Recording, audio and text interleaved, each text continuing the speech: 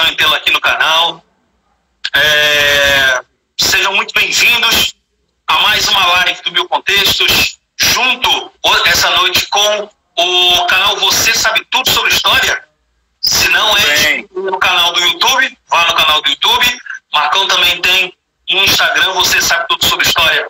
E vai lá, siga-o para ter as informações sobre a história, tá ok? Bom, a nossa live de hoje deveria ser a 4ª live da semana, mas infelizmente ontem, por uma questão de internet, o professor Ribamar não pôde participar e nós passamos a live para a próxima quinta-feira, tá? Então, nós já teremos as 7 lives formando essa semana de lives no Meu Contexto. E hoje o nosso tema é acesso à informação, né? Estamos num momento de isolamento social, estamos recebendo informação de todos os lados e é preciso a gente entender como é que a gente absorve essas informações, né? Chamei o professor Marcos Roberto justamente pela história ser um elemento de suma importância para a redação e inicio esse momento, já está na primeira postagem do Meu Contexto, os textos motivadores. E inicio lendo o nosso tema de hoje, a relevância do acesso à informação na efetivação de direitos dos brasileiros. Esse é o nosso tema de hoje. Lembrando sempre, pessoal, o processo é redacional e o meu convidado é para que a gente possa ter um momento do repertório sociocultural para ser incrementado à redação. Tá ok? Marcos, eu sempre peço para que os meus convidados eles se apresentem, né, e possam mostrar aí ao público quem são eles. Então, quem é o professor Marcos Roberto? Olá, pessoal. Tudo bem? Eu sou um grande amigo do Alan. A gente se conheceu, na verdade, em cursinho, em um colégio aqui. Na verdade, era um colégio, depois era cursinho, que era o Vera Cruz. E a gente sempre manteve essa amizade de criar projetos. Isso aí foi sempre... falando um pouco aqui da nossa amizade, até chegar na parte... essa parte aí da educação. Então a gente sempre está conversando sobre novas maneiras, novas formas aí para a gente trazer algo novo para a educação. Então, no caso, eu sou professor de História, eu também sou bacharel em História, eu sou especialista em História e também mais um pouco sobre educação. Eu também sou formado em Inglês e eu também tenho um sonho, aliás, eu venho aos poucos criando algo que eu já vinha há um bom tempo, um grande sonho meu, que era criar um canal para diminuir essa distância entre alunos e professores. Então, até a ideia do meu canal, que semana que vem, ele completa 3 anos.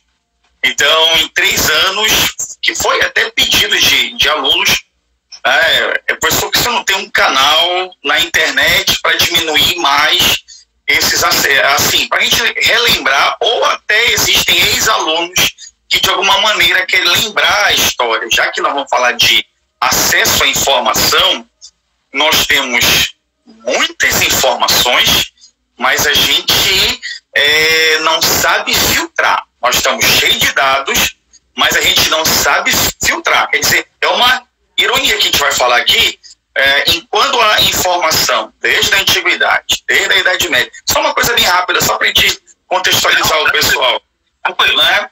Desde a Idade Média, desde da história antiga até a Idade Moderna, a gente tinha uma ideia de informação ligada a um grupo. Hoje, você tem a internet que ela disponibiliza essa informação, só que de uma maneira muito controlada, por incrível que pareça. Nós estamos num governo democrático, mas mesmo assim nós temos informações muito controladas.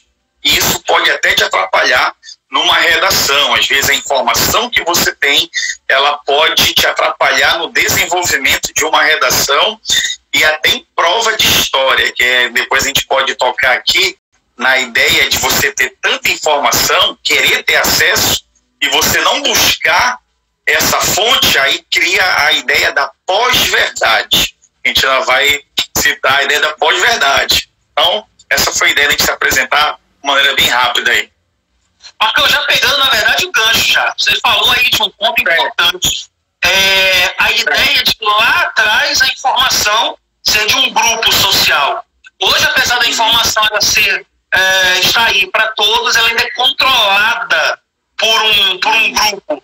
De certa forma, a gente não tem uma relação praticamente igual, ou seja, eu tenho um grupo historicamente controlando e aquilo que ele quer que o restante da população saiba é aquilo que, de fato, as pessoas entendem. É basicamente isso? Bora pensar o seguinte. Tem um pensador do Renascimento britânico chamado Francis Bacon. Acho que muita gente já ouviu falar sobre ele. Ele tem uma frase muito interessante chamada conhecimento é poder. Quer dizer, então você sabe que a ideia do renascimento cultural, ele vai ser tanto importante no caso para a arte, ele vai ser importante para a ciência. Quer dizer, as pessoas elas vão aos poucos deixando essa ideia de algo mítico e aos poucos pensando de uma maneira mais empírica, que seria empírica, numa maneira mais racional, que aí depois vai surgir lá na frente a ideia do iluminismo, da gente valorizar muito mais a educação, a informação, uma informação desvinculada à ideia de que a minha vida ela é controlada por seres ou então por uma entidade. Isso vai questionar, até porque a própria religião ela é um tipo de conhecimento que praticamente, se a gente pegar do final do Império, então quer dizer, hoje a informação ela está sendo tratada de uma outra maneira,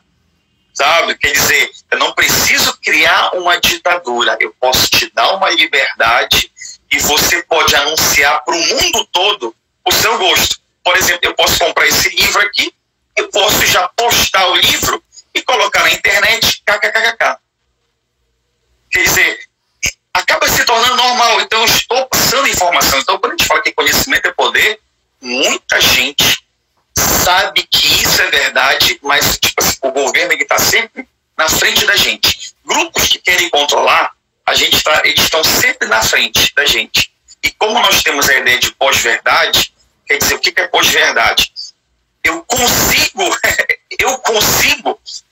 só pelo Google, achar que eu posso discutir em pé de igualdade com um advogado, com um médico.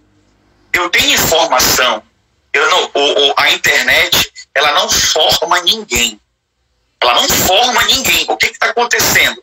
Você vê pessoas que dizem que são blogueiros, e aí você vê essa ideia do país de crise. Eu acho que o Brasil sai da crise assim. Peraí, mas eu não estudei administração, eu não estudei política internacional, eu li num site. Mas que fonte é aquela? Não é que eu não possa discutir com alguém, mas eu tenho que entender que aquela pessoa que tem aquela informação, ou ela estudou, ela se formou, então quer dizer, certamente ela tem alguma autoridade. Quando alguém em sala de aula pergunta assim, Marcos, a gente consegue discutir, a gente consegue falar sobre política? Ele consegue. Sim, se eu ouvir o ponto do outro, porque isso é um tipo de informação. Deixa eu entender qual é a ideia que ele tem. Então, se eu for inteligente, é porque colocaram na nossa cabeça que não se discute política, que não se discute futebol, não se discute religião. Então, a grande pergunta é, se a gente não discute, quem é que discute pela gente? Entendeu? Eu falei que eu ia dar uma discussão. Platão falava disso, né? Ou seja, se você não discute política, você será governado por pessoas muito menos inteligentes que você, né? Parafraseando aqui Platão, claro, já é uma questão que nós podemos trabalhar na redação. Ou seja, Platão fala sobre essa questão, ou seja, o fato de nós não discutirmos política. E outra coisa, Marcos, eu falo muito isso em sala, muita gente confunde discutir política com política partidária. Achar que discutir política é discutir partido político. Você é de esquerda ou de direita, você é PT, você é PSDB, e acha que isso é discutir política. E que discutir fatores sociais, problemas, não é discutir política. Então a gente tem nós como professores temos um grande... nós precisamos trabalhar com o aluno a ideia de que ele precisa ampliar o pensamento dele sobre a significação das palavras, né? Não é só o professor de língua portuguesa que trabalha essa amplificação de palavras, o professor de história, de sociologia, de matemática, de química, porque muita gente fica com um pensamento muito fechado em cima de uma palavra. Foi aquilo que falaste. A gente tem a informação, não filtra e passa a entender como algo absoluto. A ideia de verdade absoluta. E quando você fala na pós-verdade...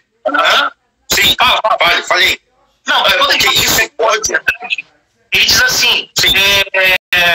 Eu li uma vez um texto que diz assim, quando você tem uma fonte que você acha que é uma verdade absoluta, existem várias outras que refutam essa sua fonte. Simples assim, ou seja, é necessário a gente buscar cada vez mais para entender se de fato nós estamos corretos ou não. Né?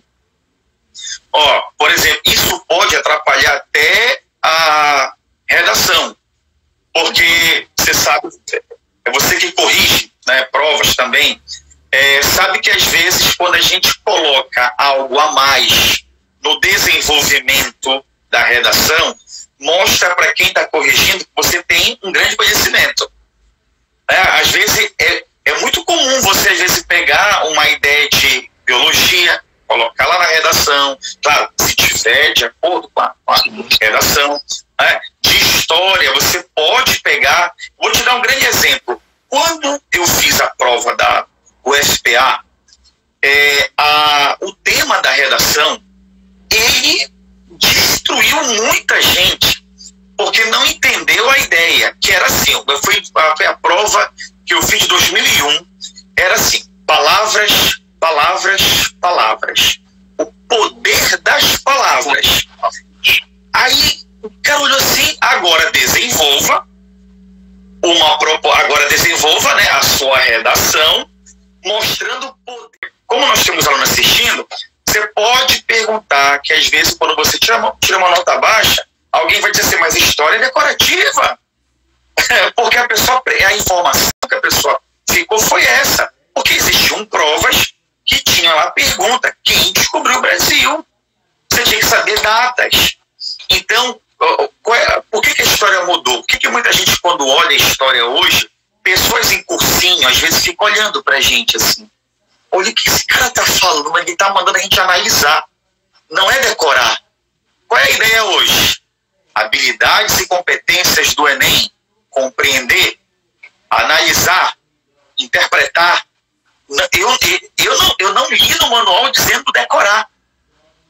Não existe a palavra decorar. Então, quer dizer, nós que somos